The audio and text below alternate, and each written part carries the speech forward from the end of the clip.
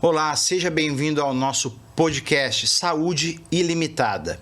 Eu quero te fazer uma pergunta. Você é feliz?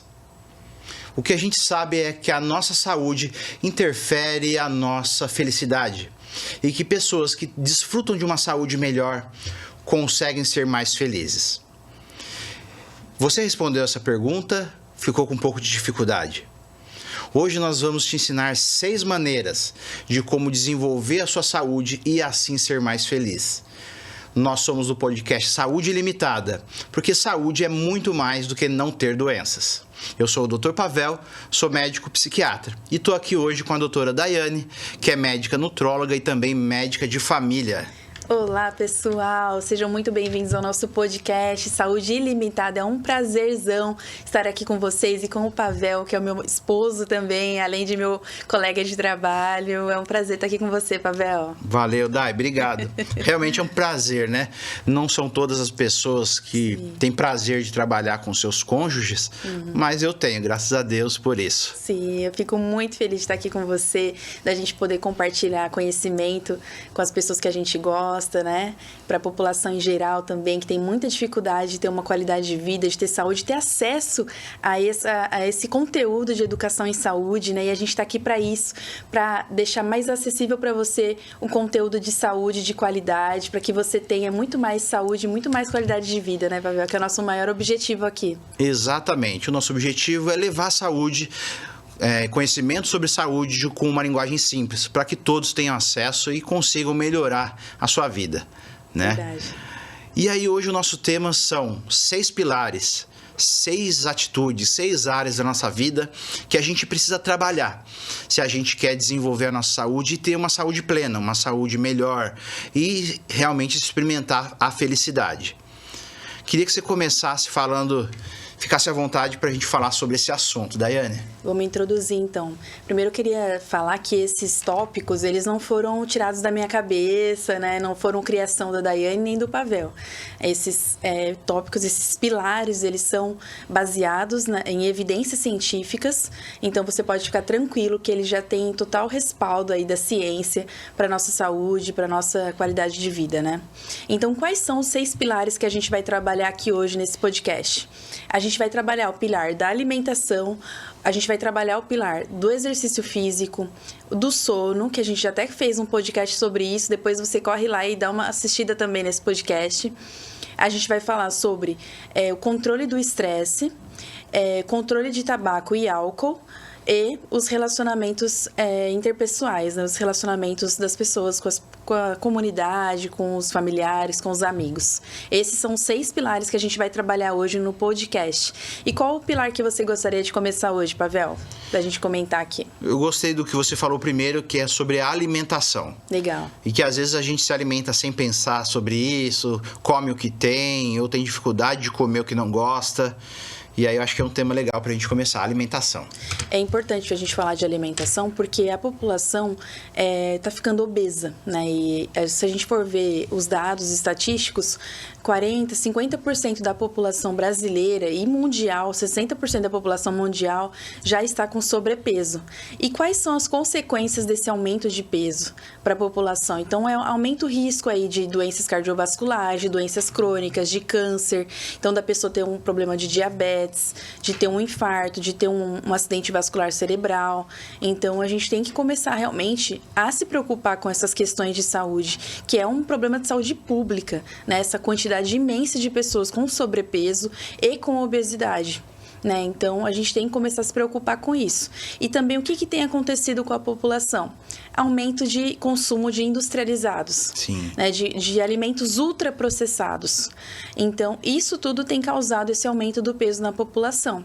E o que são alimentos ultraprocessados? Você sabe o que é, Pavel? A diferença do alimento processado, alimento in natura, alimento ultraprocessado? O alimento in natura é o mais próximo do que a gente consegue colher da natureza. Legal. Mas aí a indústria pega esse alimento e potencializa em gordura, em açúcares, processa ele para que fique mais agradável ao paladar. Eu acredito que isso são os ultraprocessados. É exatamente isso. O natural, então, in natura, é o alimento na forma original dele, colhida da natureza. Então, a fruta, a verdura, legumes, são alimentos in natura. Alimentos processados são aqueles alimentos que são minimamente processados. Então, se você cortou a maçã, ela já é um alimento processado, sabia disso? Não. Se você cortou a carne, é um alimento processado.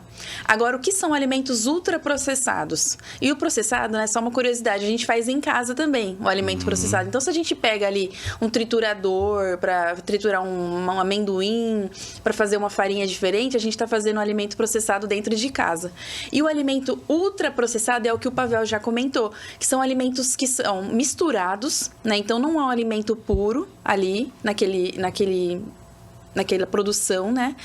Eles são alimentos misturados com aditivos para conservar, né? Com muito sal, muito açúcar e muita gordura.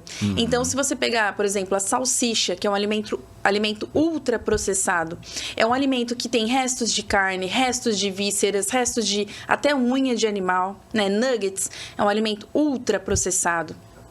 Mortadela, salame, alimentos ultraprocessados, cheios de aditivo, cheios de conservante, cheios de produtos que não são benéficos para a nossa saúde, né? Sim.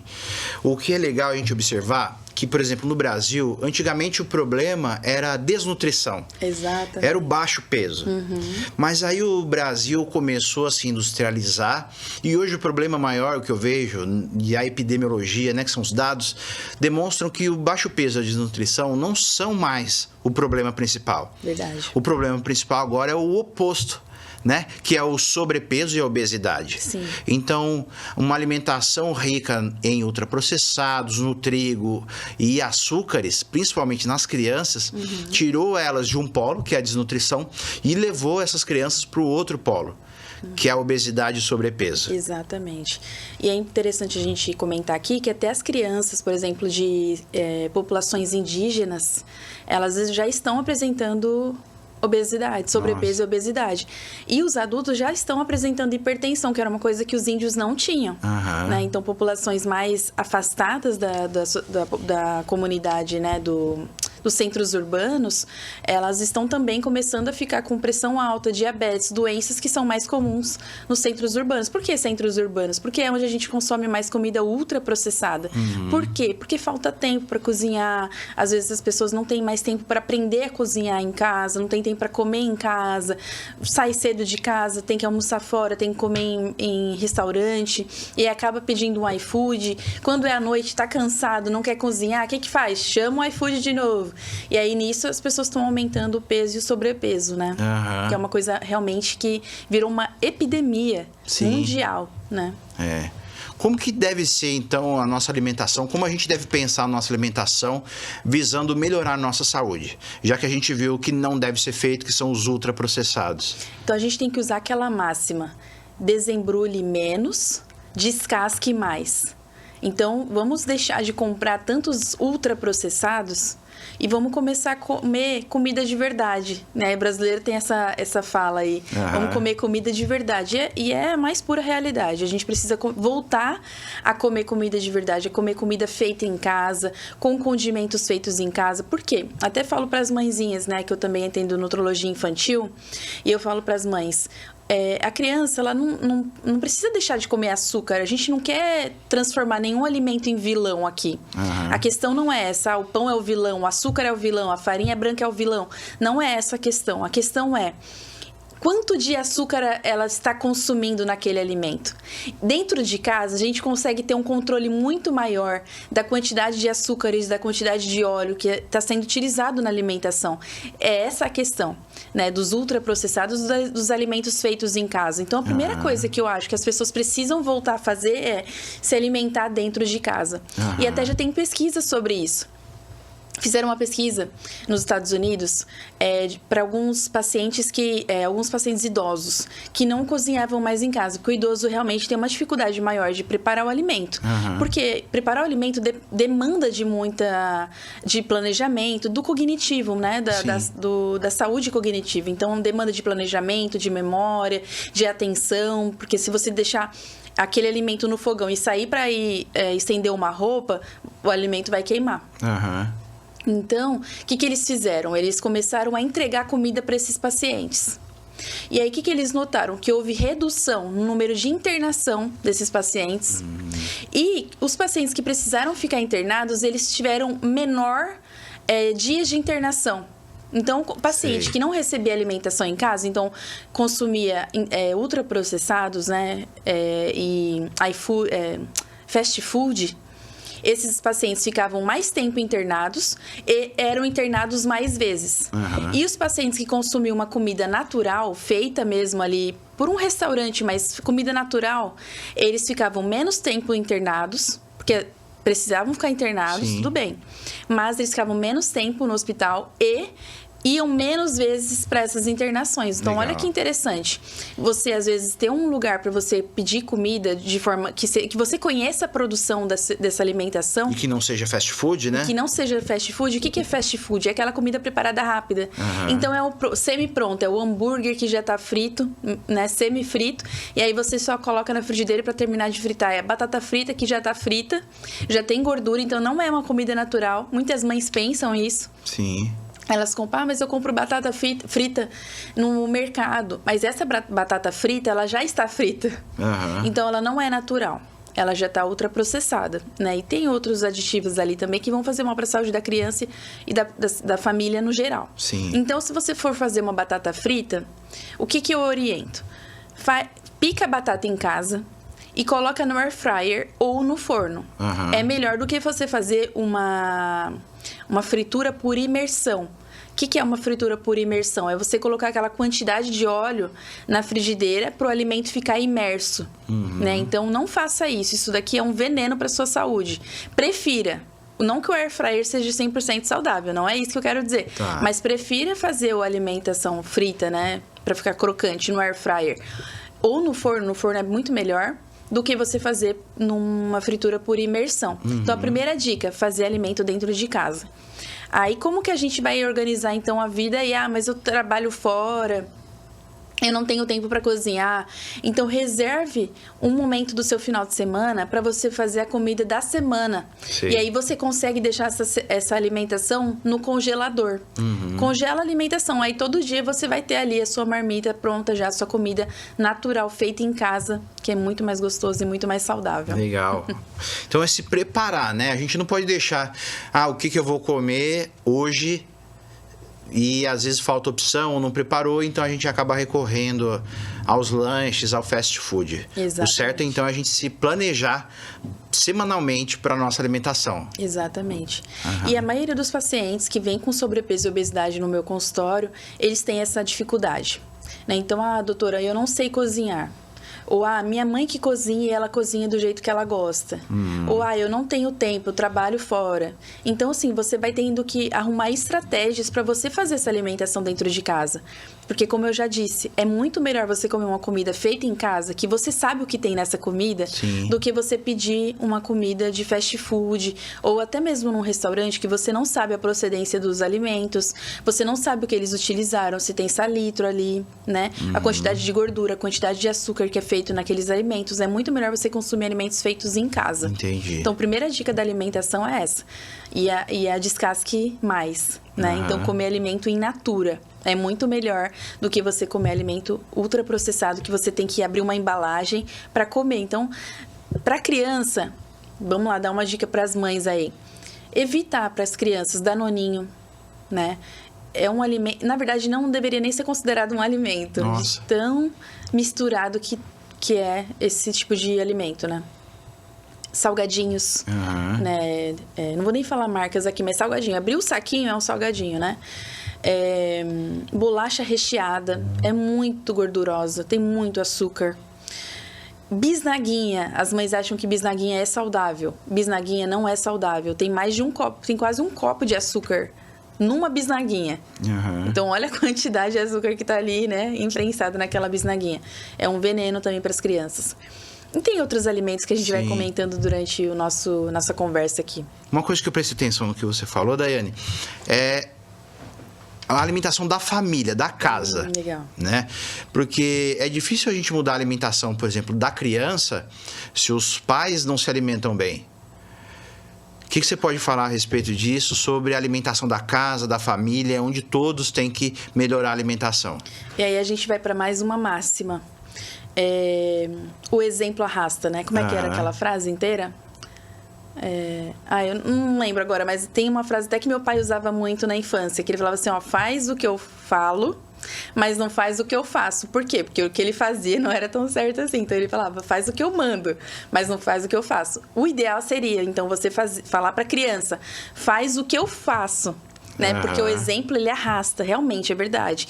Se a criança, ela vê os pais fazendo exercício físico, ela tem uma propensão maior a ser uma pessoa, um adulto que faz atividade física, exercício físico. Se você tem uma alimentação saudável em casa, essa criança vai ser um adulto que vai se alimentar muito melhor do que se você tiver uma alimentação não saudável em casa. Então, a primeira coisa para as famílias é mudar a rotina da família inteira. É só uma criança que está obeso, só o adulto que está obeso, vou mudar só a alimentação daquela pessoa. Não é o ideal. Por quê? Porque a pessoa vai ver o alimento das outras pessoas da casa e ela vai sentir vontade. Sim. Então, se você tiver alimentos em casa que não sejam bons para a saúde, as outras pessoas vão olhar e vão sentir vontade. Então, toda a família mudando os hábitos alimentares é melhor do que só uma pessoa da casa ter que mudar o hábito alimentar. Né? E para as crianças, o que a gente fala para os pais? A criança, ela tem a mania assim de abrir a geladeira e olhar o que tem na geladeira para ela comer. Se ela vê Danone, ela vai querer o quê? Danone. Se ela vê o chocolate, ela vai querer chocolate. E se ela vê fruta? Ela vai querer fruta. Então, deixe as frutas, deixe as comidas saudáveis na altura da criança, para que ela tenha a visão mesmo daquela alimentação. Ela precisa ver aquela comida. Né? E tem estudos realizados sobre isso que mostram que realmente é verdade. Se a criança tem uma fruta na frente, ela vai ter muito mais propensão a pegar a fruta do que pegar o outro alimento. Ótimo. Né? Então tem que estar na vista da criança, ela tem que visualizar aquele alimento todo dia. Mas ela comeu e não gostou. Então, tudo bem, espera 2 dias e depois apresenta essa alimentação de novo para a criança. Porque o paladar da criança, ele é moldável, assim como o do adulto também. Eu até costumo contar uma história minha, que aí você pode até compartilhar também dessa história comigo. Eu sempre quis comer comida japonesa, mas não fazia parte do meu paladar, porque meus pais nunca consumiram comida japonesa. E, na verdade, minha família não era muito de consumir peixes. Então, eu não tinha esse hábito em casa. Não tinha essa vontade de comer peixe, né? Mas eu tinha vontade porque eu achava bonito comer comida japonesa. Eu achava, coisa mais linda, é muito chique. E isso já com meus 16 anos, 17 anos. Então, o que eu fazia? Toda vez que eu ia comer fora, eu ia em restaurante self-service e aí sempre tinha um sushi. Lá onde eu morava, no bairro onde eu morava, tinha um restaurante que era de uma família japonesa, que eles ainda existem lá, né? Até mando um abraço pra eles. Qual que é o nome deles? Tomodachi. O Tomodachi. Um beijo pro Tomodachi, pra família Tomodachi lá do Itaim Paulista. E era uma família japonesa, então eles cozinhavam a comida normal do brasileiro, mas sempre tinha sushi. Né? E aí, o que eu fazia? Toda vez que eu ia lá, eu pegava um sushi. Legal. Um sushi. Todo dia. Toda vez que eu ia lá. Então, lógico, eu não comia todos os dias lá. Mas comia uma vez por mês, eu colocava um sushi. E eu comia mesmo sem gostar. Aí, no começo, era realmente comer por obrigação, sabe? Mas com o tempo, eu fui me adaptando àquele paladar, aquela textura da comida, né? Aquele gosto, aqueles condimentos que eles preparam. E hoje eu sou uma fã da comida japonesa. Mas demorou anos ali para eu conseguir me adaptar àquele paladar. Então, é possível a gente começar a comer algo que a gente não goste? Sim, é muito possível. Basta a gente ter vontade de começar a tentar, né? E não desistir na primeira tentativa. E isso também acontece para as crianças. Então, as crianças que estão na introdução alimentar a partir dos 6 meses, crianças que nasceram com um peso adequado, né, não foram prematuras, com 6 meses, se ela já estiver com a cabecinha em pé, né, se ela já conseguir erguer a cabecinha e conseguir manter a cabecinha sustentada, a gente já pode começar a introdução alimentar. E como que a gente começa a introdução? Apresentando os alimentos. Então, a gente começa com as frutas, né? Que a gente chama de alimentos doces. Depois com os alimentos salgados, que são as papas salgadas com verduras, legumes, carninha, né? Então, a gente vai apresentando o alimento. E a criança, ela faz uma coisa que as mães pensam que é porque elas não gostam do alimento.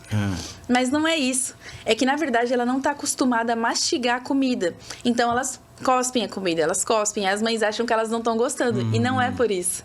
É porque elas não sabem ainda mastigar. Então, elas têm aquela... o reflexo, né? Da amamentação. Então, quando elas estão mamando no peito, elas colocam a linguinha para fora. Né? Então, elas ainda estão fazendo isso com a alimentação. Então, elas colocam a linguinha para fora como se estivesse cuspindo o alimento. Mas é só um reflexo que ela vai se mudando conforme o tempo e vai se acostumando na alimentação, né? Então, mãe, se seu filho fizer isso, não acho que ele não está gostando dessa introdução alimentar, né? Insiste. É só um reflexo e ele vai aprender a gostar disso. Exatamente. Então, continue insistindo, né? Dei uma maçãzinha, uma raspinha de maçã, a criança não gostou? Passa 2 dias, a gente sempre orienta isso. Depois de 2 dias, tenta de novo. Depois de 2 dias, tenta de novo. Vai tentando assim, vai fazendo esse revezamento dos alimentos para a criança se acostumar. E outra coisa importante para as crianças é, pais, mães, avós, não pode colocar açúcar na comida da criança. Não pode colocar sal nesse primeiro momento. Até os 2 anos, a criança não precisa de você colocar tempero ali de sal na alimentação. E nem açúcar. E até 1 ano, a criança não pode experimentar mel. Muitas avós acham que o mel é bom para a saúde da criança e não pode comer mel. Por quê? Porque o mel tem uma toxina que pode causar uma doença na criança, que é o botulismo. Então, a gente evita mel nas crianças até 1 ano de idade. A partir de 1 ano já pode comer, porque ela já tem anticorpos contra essa toxina. Legal, interessante. A alimentação não é só ingerir o nutriente, né? É muito mais do que você falou. É gostar da comida, é se preparar para aquilo, é ter um momento social em volta da mesa. Por isso que é tão importante. Então, na alimentação, a gente ressalta essa máxima, né? Desembrulhe menos e descasque mais. Exatamente. Ótimo. Eu acho que a gente já falou muito sobre esse tema. Vamos partir para o próximo, né? Próximo pilar, qual que é? Exercício físico. Legal, Esse ótimo. daí também é um pilar que as pessoas têm muita dificuldade, né? Por quê? Porque cansa. Né? Exercício físico cansa, exercício físico faz suar, exercício físico dá dor, né? Muitas pessoas reclamam, eu sinto muita dor, mas eu tenho dor no joelho, eu não posso fazer exercício físico. E aí, será que ela pode ou não pode? O que você acha? Depende do tipo de dor, né? Se for uma dor durante o exercício, uma dor na articulação, aí deve ser procurado um médico primeiro para liberar. Agora, por exemplo, a dor tardia, que é aquela dor muscular, resultado do gasto energético do músculo ali que acumulou o metabólito, aí tudo bem, aí ela tem que continuar, justamente para manter esse estímulo. Exatamente. Então, vamos começar do início, né, do exercício físico. A Sociedade Brasileira de Cardiologia, ela deixou um tempo de mínimo de exercício físico para a gente fazer por dia. E qual é esse tempo? São de 25 minutos, né? Então, meia hora aí por dia de exercício físico. Mas, tem um porém. Não é exercício leve. É um exercício de moderado a intenso. Sim. E o que quer dizer isso? O exercício de moderado a intenso é aquele exercício que te deixa ofegante, né? Então, a pessoa está andando na rua e ela não consegue conversar com o outro sem respirar de forma ofegante. Aí sim, a Sociedade Brasileira considera que vai ser um exercício benéfico para a saúde. Abaixo disso, só vai ser uma atividade física. Então, é benéfico? É benéfico. Qualquer atividade física, levantar da cadeira já é benéfico para a saúde. Mas, para você ter uma prevenção de riscos de doenças cardiovasculares, de doenças crônicas, tem que ter num tempo mínimo de 30 minutos e tem que ser um exercício de moderado a intenso. Tá? Para ter realmente uma eficácia aí para a qualidade de vida da pessoa. Ótimo. O que às vezes as pessoas falam para mim é assim, eu não gosto de fazer atividade física, é difícil. O interessante é que o exercício produz alguns neurotransmissores, alguns hormônios, principalmente de sensação de prazer. Então, por exemplo, a atividade física dá prazer, sim, mas esse prazer só começa a ser sentido depois de 20 minutos de atividade física. Então, até o corpo esquentar, o sangue circular, você não vai ter prazer. Mas depois desses 20 minutos é que o corpo começa a gostar. E aí, quando chega a hora de parar, você fala, agora que tá gostoso? E aí a pessoa para, né? E o que é interessante, esses hormônios bons liberados na atividade física ficam circulando no organismo por 72 horas, diminuindo, por exemplo, a inflamação do organismo, diminuindo as dores. Então, o exercício produz uma substância que é um analgésico natural. Verdade. Então a pessoa vai se sentir bem, mas precisa ser algo regular, né? Você falou aí 30 minutos, e aí os estudos falam também 150 minutos por semana. São 30 minutos de segunda a sexta. Exato. Né? O que eu faço, por exemplo, é estabelecer o mínimo de exercício físico por dia. Então, a minha proposta é, eu saio de casa e vou para academia e faço 30 minutos de esteira. Esse é o mínimo. Se eu não estiver bem naquele dia, eu estou autorizado a ir para casa, porque eu já fiz o mínimo. Mas, como eu já estou ali, o corpo já está quente, então ou eu faço mais esteira, ou eu puxo um ferro. A vantagem é sair de casa e se propor a fazer o mínimo e cumprir o mínimo. E aí, quando você se compromete com o mínimo, já vem aquela sensação boa de endorfina, ó, meta cumprida, o mínimo eu fiz, mesmo sem estar com vontade de fazer. Verdade. Que é a constância que é o importante. E as pessoas não colocam o exercício físico como uma prioridade na vida, né? Sim. Elas pensam assim, exercício físico é só pra ficar bombado, é pra quem quer ficar fit. Estético, né? É por estética. E, na verdade, o exercício físico é muito mais do que estética. Né? O exercício físico é saúde. Movimento é vida. Estagnação é morte. Sim. É uma outra máxima aí que a gente pode usar. Movimento é vida. Estagnação é morte. Por quê? Porque a gente foi feito para se movimentar. Nós não fomos feitos para ficar na frente da televisão, para ficar sentado 10 horas por dia. A gente não foi feito para isso. A gente foi feito para se movimentar, para buscar o alimento. E o alimento está muito fácil para gente. Sim. Né? Hoje a gente abre a geladeira e o alimento está ali na nossa cara. Então a gente não tem mais esforço para buscar o alimento, mas a gente precisa se movimentar. Tem um estudo, Pavel, que é muito interessante também, com relação à longevidade. Né? Então, para quem quer viver mais, eu quero viver mais, quero viver bem com qualidade. Então, é uma coisa que eu procuro muito saber. O ideal seria a gente, a cada 50 minutos, levantar por 10 minutos. Porque ficar sentado muito tempo faz a gente reduzir o tempo de vida lá no futuro, né? A gente perder até 10 anos de vida. Então, se a gente fosse viver até 80 anos, a gente vai viver até 70 anos. Sim. Então, olha a importância que tem o exercício físico, a movimentação, né? Então, a atividade física também para o nosso organismo. Sim. A gente precisa se movimentar. Então, para quem trabalha sentado, o ideal é a cada 50 minutos levantar e se esticar. Sim. E fazer uma caminhada e buscar um copo de água. Né? Então, essa é a atividade física que a gente já até comentou no outro podcast. Então, a diferença entre atividade física e exercício físico. A atividade física é o que a gente faz no dia a dia, é uma caminhada para buscar água, é lavar a louça, é tomar banho, é fazer uma comida, né? E tudo isso, levar o cachorro para passear, é uma atividade física.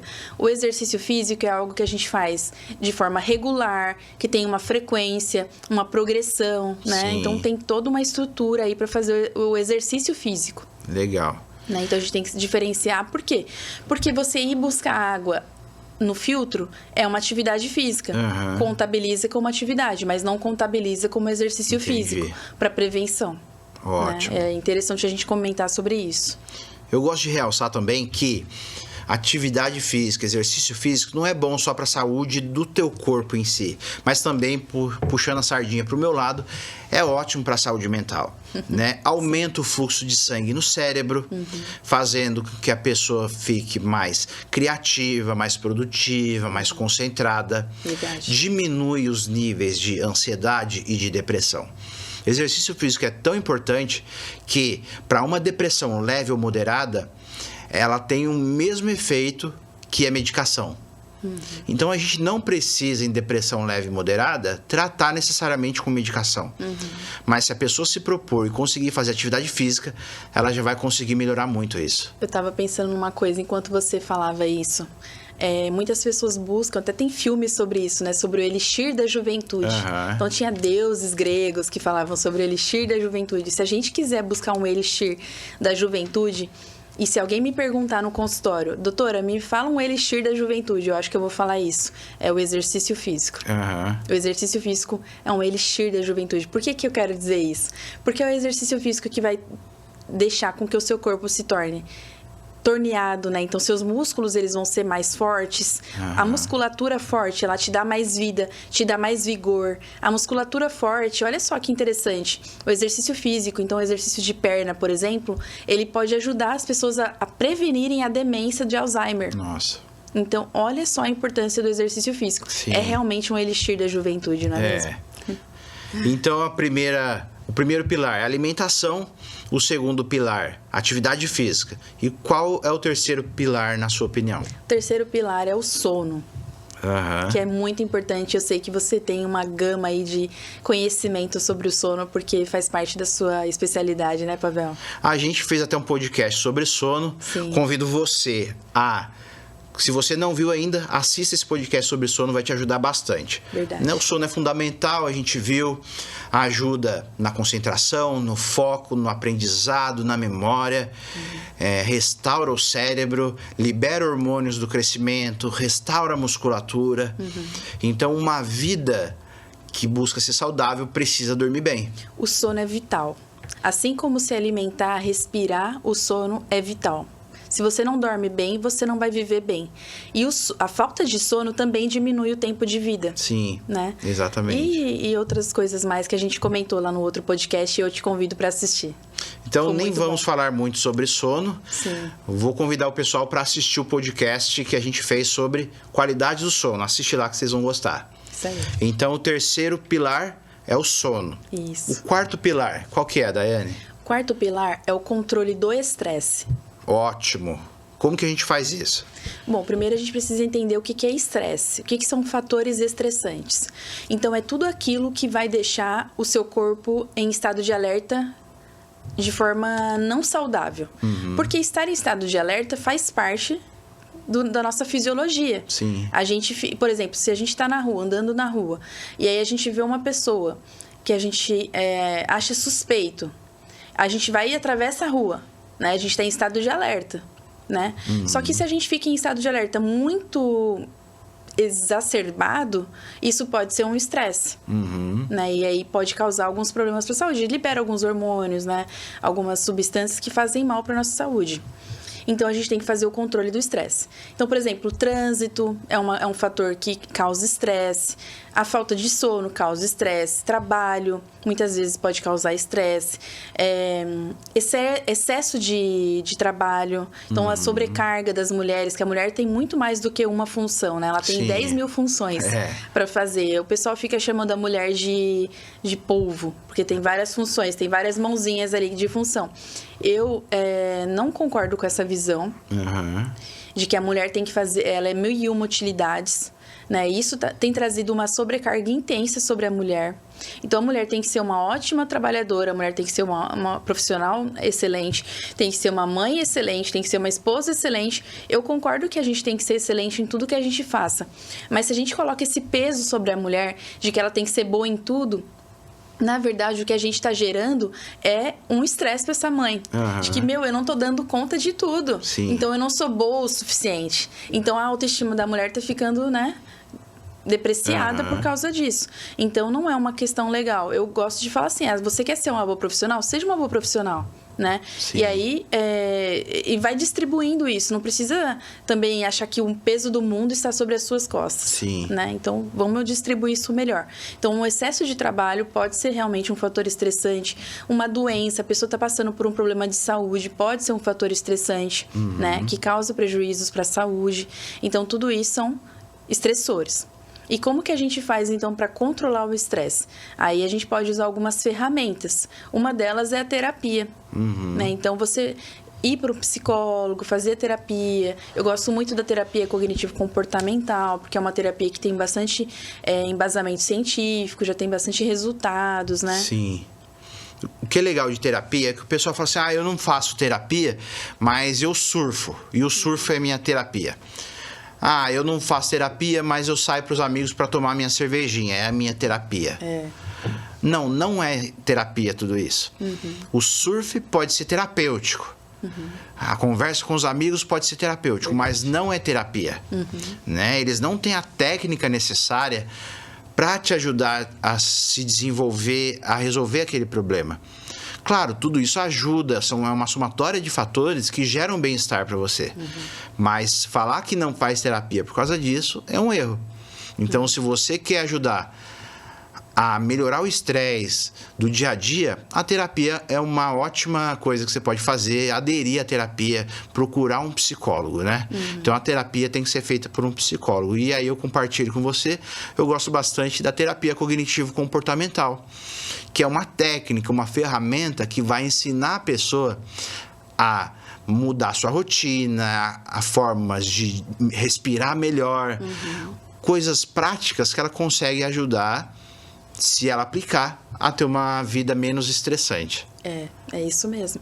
Porque, por exemplo, eu nem comentei sobre isso, mas uma pessoa que está numa situação familiar de vulnerabilidade, né? Então está passando por necessidade de alimentar, não tem dinheiro para comprar roupa, tudo isso é fator estressante.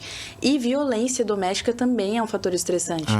Então, uma das coisas que a gente pode fazer com relação à violência é a pessoa se afastar daquele ambiente. Então, é claro, a gente vai ter que fazer novamente uma anamnese muito completa para a gente ver quais são as possibilidades que a gente pode fazer com relação aos fatores estressantes. Então, se é um trabalho, será que a gente consegue procurar um outro trabalho? Né? Então, já começar a mandar currículo, conversar com outras pessoas para mudar a pessoa de ambiente, né? A pessoa está passando por violência doméstica. Será que a gente consegue aí conversar com essa família para mudar essa pessoa de ambiente, né? Então, vai depender muito do apoio familiar que essa pessoa tem para a gente conseguir mudar esses ambientes, né? Mas no trabalho dá para mudar. Né? Então, até às vezes conversar com o RH e pedir para mudar de setor, ou até mesmo procurar outros lugares para você trabalhar, né? Mudar desse ambiente. Eu pego o trânsito, então eu fico 2 horas no trânsito, então quem sabe mudar de casa para você ficar mais próximo do seu trabalho e aí evitar de ter que pegar o trânsito, né? De pegar uma rodovia, tudo isso vai ajudar aí nesses controles dos estresses, né? Eu gosto de usar um exemplo que eu acho interessante. É como o estresse é como se fosse um pequeno trauma. Por exemplo, eu pego uma agulha e faço um risco leve na minha pele. Um risco, a minha pele não abre uma ferida ainda. Se eu fizer 2, também não. Mas se eu fizer aquilo todos os dias, várias vezes, aquilo vai abrir uma ferida. Os traumas são eventos estressores também, da mesma maneira. Às vezes você teve um dia ruim no trabalho, o seu chefe gritou com você, foi ruim, desconfortável, tudo bem, você consegue até superar isso uma vez. Mas imagina aquilo todos os dias sobre você, te agredindo, te atacando. Então vai abrir uma ferida aí. Isso vai gerar doenças mentais, né? Ansiedade, depressão, burnout. Então, qual o trauma que aquela pessoa sofre constantemente. Exatamente. E se tiver muito estresse, é melhor mudar. Se você não consegue mudar esse agente estressor, é melhor mudar, então, de trabalho, ou de bairro, ou se afastar daquilo. Aí a gente até pode comentar depois na questão dos relacionamentos sobre as pessoas tóxicas, né? Que tem... Acho que a gente vai entrar nisso ainda, né? Também, Legal. Então, a gente chegou no 4º ponto, que foi, então, o estresse, o manejo do estresse. Exatamente. E qual que é o 5º ponto, Day? O 5º ponto é o controle de tabaco e álcool. E aí a gente vai entrar na questão dos vícios, né? Também tem a questão das drogas, né? Do consumo de maconha, de outras drogas ilícitas que as pessoas utilizam, que também são fatores que prejudicam a saúde. Mas para a população em geral, tem o álcool, que as pessoas usam muito, né? Ainda usam muito, e o tabagismo, que a gente precisa realmente fazer o controle. E como que a gente faz esse controle? Se você tiver dificuldade de mudar, o tabagismo é sempre é difícil de mudar realmente, porque é um hábito que vira parte da pessoa, né? A pessoa até já fica com a marquinha do cigarro no dedo, na boca, né? Então vira uma parte da pessoa. Então eu oriento realmente a procurar atendimento médico, psicológico, né? Pra gente conseguir fazer um manejo desse vício, que é o tabaco. Que traz inúmeros malefícios, aí todo mundo já sabe, já tem, até na própria caixinha do cigarro tem fotos lá mostrando os malefícios que o cigarro pode causar. Então é uma coisa que realmente a gente tem que se atentar, se preocupar e tomar uma iniciativa de mudar. Né? E a gente consegue fazer isso muito bem no consultório. A gente tem estratégia, a gente tem uma série de técnicas, a gente tem medicação, Sim. A gente pode usar recursos realmente médicos para fazer o controle do tabagismo. Exato. E uma curiosidade sobre o tabagismo e dependência química no geral, né? No começo, a pessoa começa a usar e ela se sente acima. Então, pelo bem-estar, pelo que sente de bom e prazeroso. Com o uso da substância, a pessoa passa a ser dependente daquilo. Então, para se sentir normal, ela vai precisar daquela substância. Não é que ela fica usando aquilo para sempre sentir. Ela precisa da substância para se sentir normal. Exatamente. Então, por exemplo, aquele senhor que bebe e quando não bebe treme. E aí ele toma uma dose no bar para parar de... Para controlar parar de tremer, tremor. né? Então isso, ele precisa daquela substância para atingir o normal dele. O corpo dele aprendeu a conviver com essa substância e ele precisa dessa substância. Mas existe tratamento para isso. Exatamente. Né? O que eu vejo é as pessoas têm muita dificuldade de ver a dependência química como um problema de saúde, de ver só como algo moral. Aquela pessoa é fraca, tem dificuldade com drogas, bebida e cigarro.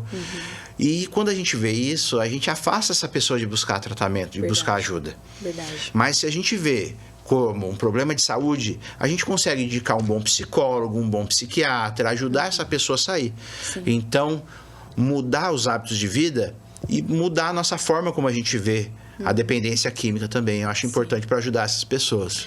E aí, a gente pode até fazer um podcast sobre isso, sobre a quantidade ideal para a pessoa utilizar por dia. Na verdade, a ciência já provou que nenhuma quantidade de álcool é saudável. Isso. Então, o ideal mesmo é não utilizar álcool. Aí você Quanto menos, melhor. Se puder não beber, faça isso que sua saúde vai agradecer. Melhor ainda. Mas caso você não tenha essa vontade de parar de beber álcool, e aí tem uma quantidade mínima. Então, para as mulheres, é uma taça de vinho ou uma latinha de cerveja, para os homens um pouco mais, mas é sempre bom ter esse controle. Eu acho que a gente pode fazer um podcast só sobre isso. Legal, que ótimo. é um assunto muito interessante, tem muita coisa para a gente comentar. Isso aí, vamos fazer. Ideia anotada. Então, o primeiro pilar para se ter uma boa saúde é a alimentação. Certo. O segundo pilar, atividade física. Exercício físico. Exercício físico e não atividade, que você explicou a diferença. Sim. Terceiro é o sono. O quarto é o controle e o manejo do estresse. Isso. O 5 foi Controle. diminuição de álcool, tabaco e drogas. Isso. E o sexto, que é por último, mas não menos importante. Que são os relacionamentos. Legal, ótimo tema. Que é muito legal, porque a gente não prioriza, né, os nossos relacionamentos. Então, a gente não prioriza ver os pais, falar com os nossos amigos. A gente vai vivendo naquela vida turbulenta que a gente está acostumado a viver e vai deixando de lado as pessoas realmente que importam, né? E relacionamento, eu acho que está estritamente ligado a tempo com aquela pessoa ou com aquelas pessoas. Tempo de qualidade, né? Tempo de qualidade, exatamente. Uma forma de demonstrar amor, como você falou, é ter tempo de qualidade com aquela pessoa, né? Então, quanto da sua semana você separa para estar com aquela pessoa?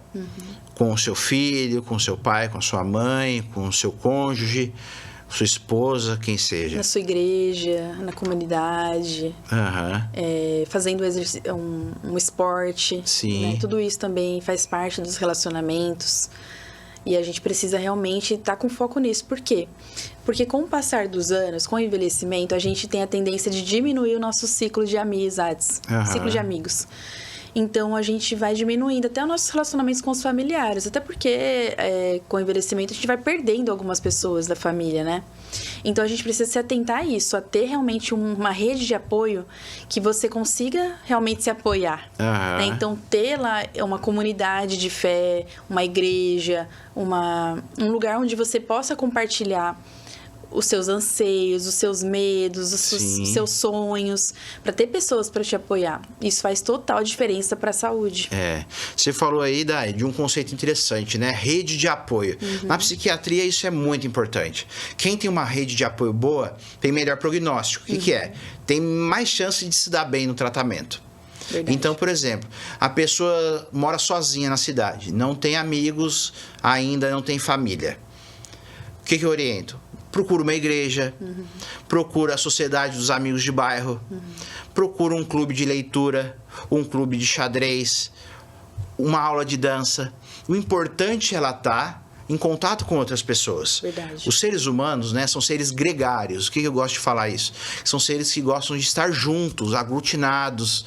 E a cultura vem daí, do que a gente passa para o outro e de como o outro nos influencia. Verdade. Então, estar bem implica em estar com alguém. Então, um bom relacionamento impacta diretamente na nossa identidade, quem a gente é, o nosso bem-estar. Então, estar rodeado de boas pessoas, né? Melhorar as nossas relações. Até uma frase que você usa bastante, que é: o homem não é uma ilha. Nenhum homem é uma ilha. Quem que escreveu isso? Foi um poeta inglês chamado John Donne, Ah, legal. no poema Os Sinos Dobram. Por quem os sinos dobram. Ele fala isso, que nenhum homem é uma ilha, né? Que a gente não está isolado, que a gente ganha significado quando a gente está com o outro, quando a gente ajuda e quando a gente é ajudado também. E se a gente pegar para nossa questão de fé, que a gente é cristão, a gente pode pegar a Bíblia para falar sobre isso. E aí Jesus, o maior mandamento que ele pede pra gente é: ame o próximo como eu vos amei. Então ele pede pra gente estar em comunidade realmente. A igreja é uma comunidade de pessoas Sim. que se amam, que se apoiam, que estão ali para ajudar uns aos outros, né? Então é muito importante, tá? É bíblico, tá lá, e a gente precisa viver isso. Um outro ponto sobre a Bíblia, cristianismo e rede de apoio, né? Jesus sempre foi comunitário. Então ele escolheu 12 apóstolos, ele andava acompanhado, ele ensinava constantemente, ele estimula isso na Bíblia. Verdade. Sabendo já, com certeza, do bem-estar e da boa saúde que a gente desenvolve ao ter companhias do nosso lado. Tanto que Adão, quando viu Eva, falou: olha, agora sim, agora eu tô bem, agora eu tô acompanhado com uma pessoa que é igual a mim, né? Então, olha a importância, desde Gênesis, da gente estar em comunidade, da gente ter uma pessoa para contar. Sim, exatamente. Ter um vínculo forte. E aí entra também as questões das pessoas tóxicas, né? Que às vezes é melhor a gente se afastar dessas pessoas que causam mal pra gente, do que continuar naquele relacionamento que você fica sendo ferido o tempo todo e sofrendo traumas. Então se afasta, mantém o amor, mas se afasta para você não sofrer tanto. Isso também faz parte dos relacionamentos, né? Do cuidado dos relacionamentos. Eu vejo muitas mulheres, né, que não se valorizam, que têm uma personalidade um pouco dependente do outro e acabam se sujeitando à agressão, seja física, seja verbal. Sim. Simplesmente para ter a companhia do outro. Então, se você está numa relação tóxica, não fique numa relação tóxica. Tome atitudes para mudar isso. E se você conversou com seu parceiro ou com a sua parceira e isso não mudou, é hora de repensar se precisa mesmo continuar essa relação. É verdade. Né? Muito bem observado. Então, hoje a gente falou sobre alimentação, a gente falou sobre exercício físico, a gente falou sobre sono, a gente falou sobre manejo do estresse, controle de tabaco e álcool e relacionamentos saudáveis. Cada um desses tópicos merece um podcast. Exatamente, verdade. Né? E aí a gente vê, esses são os tópicos da medicina do estilo de vida. Se você quiser saber mais, entre em contato com a gente. O meu arroba é dra.daiane Alves, Daiane com Y. Você pode entrar, me mandar um direct que eu estou disponível para responder as suas dúvidas. E se você quiser me mandar mensagem, é @drpaveloliveira. Me adiciona lá no Instagram e me manda mensagem. Então, o episódio de hoje a gente falou sobre 6 pilares da boa qualidade de vida, desenvolver uma boa saúde e melhorar os seus níveis de felicidade. Esse foi o podcast Saúde Ilimitada, porque saúde é muito mais do que não ter doenças. Valeu, obrigado pela sua presença. Até mais!